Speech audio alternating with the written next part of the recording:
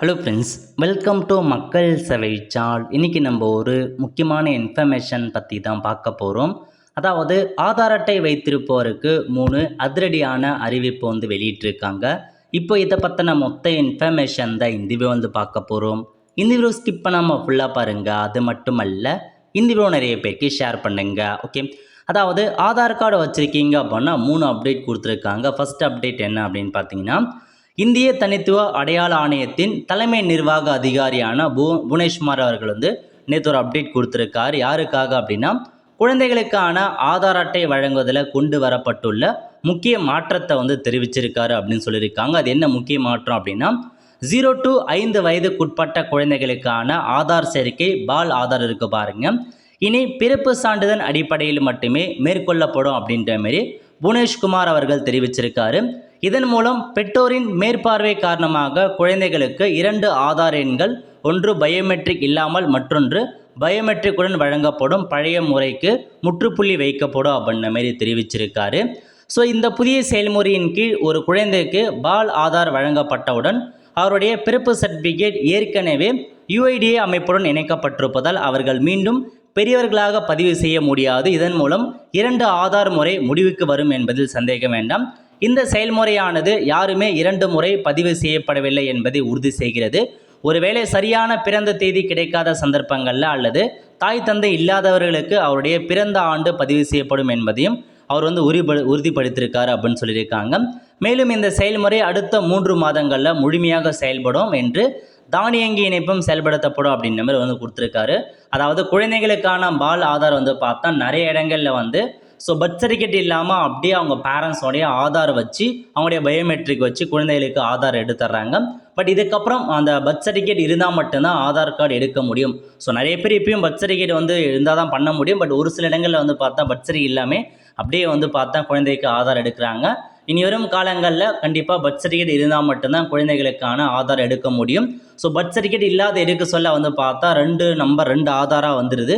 இதனால் சிரமங்கள் இருக்குது. பட் பர்த் சர்டிஃபிகேட் வச்சு பண்ணும்போது அந்த பர்த் சர்டிஃபிகேட் பதிவாகிறதால இன்னொரு ஆதார் கிரியேட் பண்ண முடியாது அப்படின்ற மாதிரி அவர் தெரிவிச்சிருக்காரு. ஸோ 3 மாதங்களில் நடைமுறைக்கு வருது அப்படின்னு சொல்லியிருக்காங்க. இதான் ஃபஸ்ட் அப்டேட்.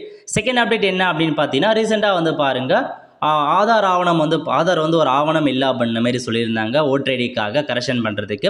பட் இது பார்த்தா என்ன சொல்லியிருக்காங்கன்னா, நீங்கள் ஓட்டர் ஐடியில் கரெக்ஷன் பண்ணுறது கண்டிப்பாக ஆதார் எண்ணை ஒரு ஆவணமாக சட்டம் அங்கீகரித்துள்ளது. வாக்காளர் பட்டியலில் திருத்தத்தின் போது ஆதாரை ஒரு ஆவணமாக ஏற்க வேண்டும் என்ற தீர்ப்பு அனைத்து மாநிலங்களுக்கும் பொருந்தும் அப்படின்ற மாதிரி சொல்லியிருக்காங்க. ஸோ ஆதார் கார்டை பார்த்தா நம்ம அந்த ஓட்டர் ஐடிக்கு கரெக்ஷன் பண்ணுறது எல்லாமே பயன்படுத்திக்கலாம். ஸோ பிரச்சனை இல்லை. இதுக்கப்புறம் இதுக்கான தீர்வு பார்த்தா கொடுத்துட்டாங்க. 2வது அப்டேட். 3வது என்ன அப்படின்னு பார்த்தீங்கன்னா, ரயில்வே துறையிலேருந்து ஒரு அப்டேட் கொடுத்துருக்காங்க பாருங்கள். அதாவது இதுக்கு முன்னாடி பார்த்தீங்க அப்படின்னா, தட்கல் ரயில்வே டிக்கெட் புக் பண்ணுறதுக்கு ஆதார் ஆதென்டிகேஷன் கட்டாயம் அப்படின்ற மாதிரி சொல்லியிருந்தாங்க. அதனைத் தொடர்ந்து 15/9/2025 அன்னைக்கு ஒரு புதிய அப்டேட் கொடுத்துருக்காங்க பாருங்கள். Booking of reserve ticket online. So நீங்கள் ரிசர்வ் டிக்கெட்டை புக் பண்ணுறீங்க அப்படின்னாலும் அதுக்கும் ஆதார் அவசியம் அப்படின்னு சொல்லியிருக்காங்க. with a view to ensure that the benefit of reservation system reach the common end user and are not misused by uncorruptible element ன்னு சொல்லியிருக்காங்க. It has been decided that with effect from 1/10/2025 during the first 15 minutes of opening of general reservation, reserved general ticket can be booked through the website of Indian Railway Catering and Tourism Corporation. It app only by Aadhaar authenticated user அப்படின்னு சொல்லிட்டாங்க. அதாவது நீங்கள் பார்த்தீங்கன்னா reserve ticket book பண்ண போகிறீங்க அப்படின்னா அந்த reserve ticket open பண்ண 15 நிமிஷத்துக்கு முதல்ல யாருக்கு முன்னுரிமை கொடுக்குறாங்க அப்படின்னா, ஆதார் ஆதென்டிகேஷன் பண்ணப்பட்ட ஐஆர்சிடிசி அக்கௌண்ட் இருக்குது பாருங்கள், அவங்களுக்கு முதல் 15 நிமிஷத்துக்கு அவங்களுக்கு முன்னுரிமை கொடுக்குறோம் அப்படின்ற மாதிரி சொல்லிட்டாங்க. அதாவது உங்களுக்கு பார்த்தா 60 நாட்களுக்கு முன்னாடி நம்ம அட்வான்ஸாக புக் பண்ணி வச்சுக்கலாம். அந்த ஆப்ஷன்ஸ் இருக்குது. 60 நாளைக்கு அப்புறம் உங்களுக்கு டிக்கெட் ஓப்பன் பண்ணுறாங்க அப்படின்னா மொதல் 15 நிமிஷத்துக்கு இந்த ஆதார் ஆதென்டிகேஷன் பண்ணியிருக்க அக்கௌண்ட்டுக்கு முன்னுரிமை அளிக்கப்படும் அப்படின்னு சொல்லியிருக்காங்க. ஸோ ஐஆர்சிடிசியில் போயிட்டு ஆதார் ஆதென்டிகேஷன் பண்ணி வச்சுக்கோங்க, எக்ஸ்ட்ரா பெனிஃபிட் இருக்க போகுது அப்படின்றது சொல்லியிருக்காங்க. ஸோ மற்றபடி எல்லாமே உங்களுக்கு டைமிங்காக இருக்கட்டும், அமௌண்ட்டாக இருக்கட்டும், எல்லாமே ஒன்று தான் அப்படின்ற மாதிரியும் சொல்லியிருக்காங்க. ஸோ இதாங்க உங்களுக்கான இன்ஃபர்மேஷன். ஸோ இதுக்கப்புறம் ரிசர்வ் டிக்கெட்லேயும் ஆதார் ஆதென்டிகேஷன் கட்டாயம் கொண்டு வந்துட்டாங்க. போக போக நீங்கள் ரயில்வே டிக்கெட் புக் பண்ணுறதுக்கே ஆதார் இருந்தால் தான் பண்ண முடியும். அந்த நிலை கண்டிப்பாக வரும். ஸோ முன்கூட்டி எல்லாத்துக்குமே ரெடியாக இருந்துக்குவாங்க. இதுதாங்க உங்களுக்கான 3 முக்கிய அறிவிப்பை வந்து பார்த்தா கொடுத்துருக்காங்க. ஸோ இப்போ இந்த புதிய நடைமுறை வந்து அக்டோபர் 1 முதல் அமலுக்கு கொண்டு வராங்க. ஸோ வரும் 1ஆம் தேதி முதல் உங்களுக்கு அமலுக்கு வருதுங்க. தட்கலை போலவே இப்போ இந்த ரிசர்வ் டிக்கெட்லையும் ஆதார் ஆதென்டிகேஷனை கொண்டு வந்துட்டாங்க.